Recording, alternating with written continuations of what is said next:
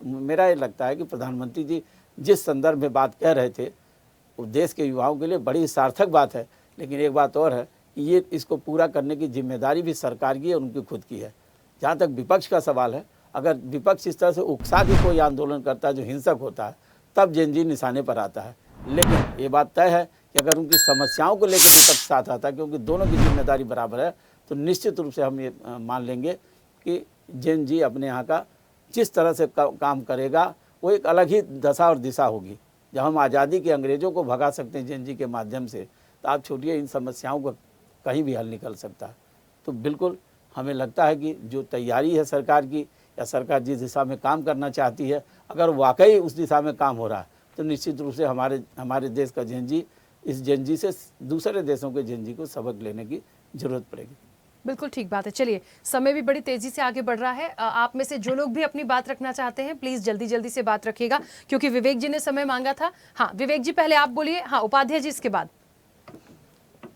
देखिए राष्ट्रीय जी, मैं सबकी बात पर जवाब दे दूं। सबसे पहले हमारे कांग्रेस के मित्र ने कहा कि 70 के दशक में एक जेपी जी के आंदोलन में नेतृत्व में एक आंदोलन जन्मा था।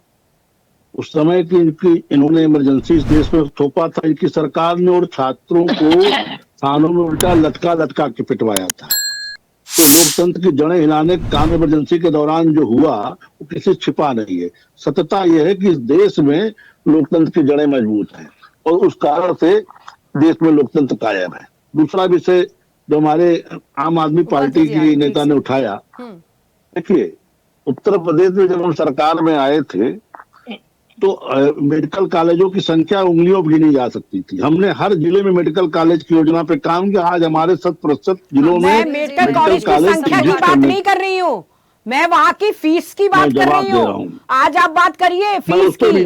25 लाख से नीचे फीस नहीं है। कौन गरीब आदमी फीस दे पाएगा और बच्चे को बना पाएगा? ऐसे कॉलेज किस काम के जो 25 लाख 30 लाख फीस मांग रहे हैं? देखिए आज आप उत्तर प्रदेश के किसी भी प्राइवेट मेडिकल कॉलेज में चले जाइए, 25 लाख 30 लाख से नीचे की फीस नहीं है 1 साल की। राखी जी, उत्तर प्रदेश में कम से कम 100 के लमसम सरकारी मेडिकल कॉलेज हैं। मैं प्राइवेट मेडिकल कॉलेजों की बात नहीं कर रहा, इनकी ज्ञानवर्धन के लिए बता दूं, और किसी भी सरकारी मेडिकल कॉलेज में आपने पहले कहा था कि संख्या बढ़ गई है जिसमें प्राइवेट कॉलेज भी है। आपने प्राइवेट कॉलेज के लिए भी पीठ थपथपाई थी। मैं तो फीस बता रही हूँ। जो प्राइवेट आपके लिए नहीं है, सरकारी मेडिकल कॉलेज कम 100 की संख्या में है उत्तर प्रदेश में। जानकारी ना हो तो जानकारी कर लीजिए, और उसमें कहीं भी फीस 35 से 50 हजार के ऊपर नहीं है। मैं मेरे भतीजा पढ़ रहा, मैं खुद जानता हूँ फीस कितनी है उत्तर प्रदेश सरकारी मेडिकल कॉलेज में। उसमें भी SC ST की फीस सरकारी में भी माफ है, प्राइवेट में भी माफ है, जान लीजिए। और प्राइवेट में भी उनको समाज कल्याण विभाग से वजीफा भी दिया जाता है जो निर्बल आय वर्ग के लोग हैं। टाइम पर छात्रवृत्ति नहीं पहुंचती है, टाइम पर छात्रवृत्ति नहीं पहुंचती। ये सब बातें नहीं, जो बच्चे परेशान होते हैं वो बोलते हैं, वही अपनी पीड़ा लेके सड़क पर उतरते हैं। आप युवाओं की बात कर रहे हैं मगर युवाओं को सुविधाएं तो दे नहीं पा रहे हैं।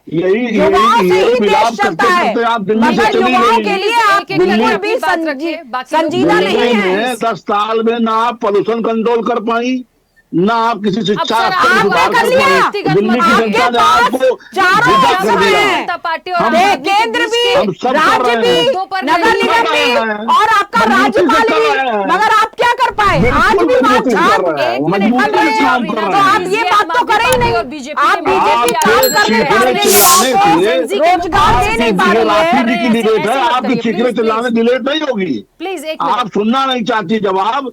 ये ठीक तरीका से आपने सारे आरोप लगाए, मैं आपकी सारी बातों का जवाब देना चाह रहा था, लेकिन आप डिबेट को डिबेट करके चाहते हैं। आप जाने किस बात पे चले गए? बता तो रहा हूँ, मैं सारी बात कर रहा हूँ, फीस की बात कर रहा हूँ। किसी सरकारी मेडिकल कॉलेज में 35,000 से 50,000 के ऊपर फीस नहीं है। सरकारी नहीं, प्राइवेट की बात हो रही है सर। रुकिए, चलिए उपाध्याय जी अपनी बात रखिए। ऐसे ही वीडियोस के लिए लाइक करें, शेयर करें, फॉलो करें। YouTube पर जाकर सब्सक्राइब कर बेल आइकन दबाना ना भूलें और ताजा अपडेट्स के लिए swedeshlive.com पर जरूर जाएं।